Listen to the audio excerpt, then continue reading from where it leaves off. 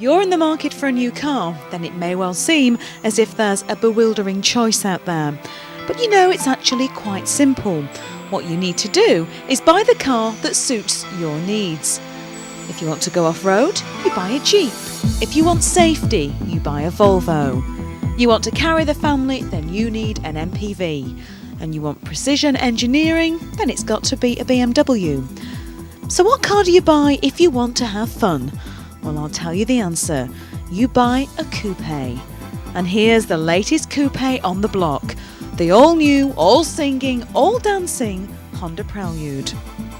Yep, it's the 5th generation of Honda Preludes. And this time round, Honda say they've made it a driver's car. One for the enthusiast. But they reckon they've also kept the emphasis on handling, performance and style. But remember, a coupe has to have that little something extra. A coupe should thrill you and fill you with excitement at the prospect of getting behind the wheel. It's the car that you've always dreamed about owning, if only it weren't for the family, the dog and those weekly shopping trips that you have to fit in. And this is where the Honda loses points. In terms of styling, it's just far too unadventurous. It's too much boy next door and not enough the one your mother always warned you about. Yes, the new Prelude may have more features, more space and more equipment than its predecessor, but its looks aren't quite as sexy as last time around. And in the world of coupe design, it's normally a case of those who dare to be different win. But, say Honda, their research tells them that their customers don't want anything too, well, flashy. So as customer loyalty is extremely high, Honda have beared all this in mind when designing the new Prelude. They produce something subtle, polite, a little bit conservative. Until you open the bonnet. And this is where the exciting bit starts. And exciting it certainly is, because once you look under the bonnet, you'll realise that the Honda is actually a bit of a beast. There's more technology packed into the new Prelude than your average space shuttle, and it certainly enables you to go like a rocket in it. Behind the wheel, the Honda is great fun to drive, and it more than lives up to every promise the advertising men will make. So what do you get for your money? Well, a 2.2 litre VTEC engine to start with. In English, VTEC stands for Variable Valve Timing Technology. To put it plainly, anything under 3,500 revs and the Prelude can certainly move, but it's nothing hair-raising. But once you get over that magic mark, it's a totally different sensation. The variable cams deliver terrific punch, and the engine makes use of every single one of its 185 brake horsepower. All this is accompanied by a terrific sound from the exhaust. All in all, a very satisfying experience. And that technology? Well, it goes on and on.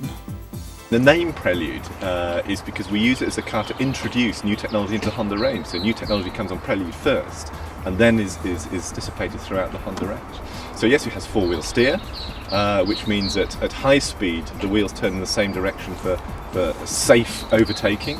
But at low speed, when you're parking the car, they go in opposite directions, so you have a smaller turning circle. Very simple, very clever technology. We've got the sequential sport shift gearboxes, a semi-automatic gearbox, all coming in. So yes, it is brimming with good driving and modern advanced technology, as you'd expect. How will your man in the street, that buys the Prelude, what does it feel? What are the benefits to him behind the wheel? You get very predictable driving characteristics. So time in, time out, you get very predictable, safe driving characteristics. It's fast. It takes off from stationary very, very quickly. It corners superbly like it's on rails, and very predictable. And therefore, it's a safe car to drive. One of the things that we've designed into the Prelude, while it's a bigger car than the previous one, we've taken out weight out of the car. So the ABS unit has dropped from something like 9 kilograms to 2.5 kilograms. The engine, we've put silicon into it, so it's a stronger, stiffer metal, but lighter. And all this sort of goes in to make the car lighter, so that whilst the car looks a lot bigger than the previous Prelude, it's only about 1 kilogram heavier.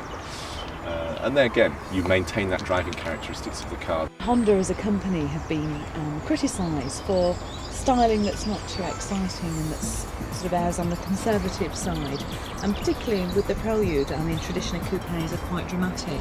How do you respond to those kind of comments? When we developed the new Prelude from replacing the older version, we went and talked to our customer base. What were the concerns that they had about the old Prelude?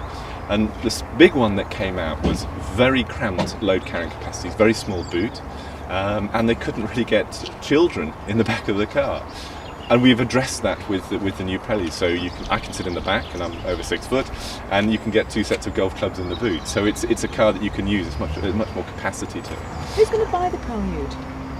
Someone that wants an exciting sports car to drive, wants the flexibility of the car, and really is a keen, enthusiastic driver. Appreciates the technology, wants the reliability, likes the technology, and that'll be our target audience. You may have noticed a little badge on the back of our test version of the Prelude that says Type S. Now, this is a special version that at the moment is only available in Japan. Instead of the four-wheel steering, it features a new development, ATTS, Automatic Torque Transfer System. It sounds complicated, but what does it actually do? Type S, and I should say, Type S is a car which we haven't launched yet in the UK, and we plan to launch later in the autumn through to the winter. Type S has new technology on it. The best way of describing it is that if you go round a corner in many cars, if it feels a difference in the grip between the inside wheel and the outside wheel at the front, often they'll slow down the power on the inside wheel. What the Type S does is it actually speeds up the outside wheel. Now, I'll give you an example. The benefits of it might be slightly easier to explain. If you're going around a corner, and in a normal conventional car, you put your foot on the accelerator, you will slide out. Yeah? And if you take your foot off the accelerator when you're in a tight corner, you'll pull in. With ATTS, because it calculates all this and it sort of compensates for any ham-fisted accelerating operators, the car just glides around the corner and doesn't move at all. Totally predictable, totally safe, fast motoring. If you've decided that the new Prelude is the car for you, then it may not be a bad idea to wait until ATTS is available here in this country, because the improvement you feel in the handling and traction control are absolutely staggering. Honda once again proving that what they may occasionally lack in design flair, they more than make up for in engineering excellence. The internal styling on the Prelude is pretty unadventurous. It has a very macho 80s feel to it and features black, and more black. But having said that, everything inside the cabin is well laid out and functional. The low-slung driving position feels very natural and comfortable. Our test version featured a superb sound system that's as state-of-the-art as the rest of the car. You can operate it manually, or from the steering wheel column, or maybe by its unique voice-operated control pad. Another great option to think about is a semi-automatic gearbox.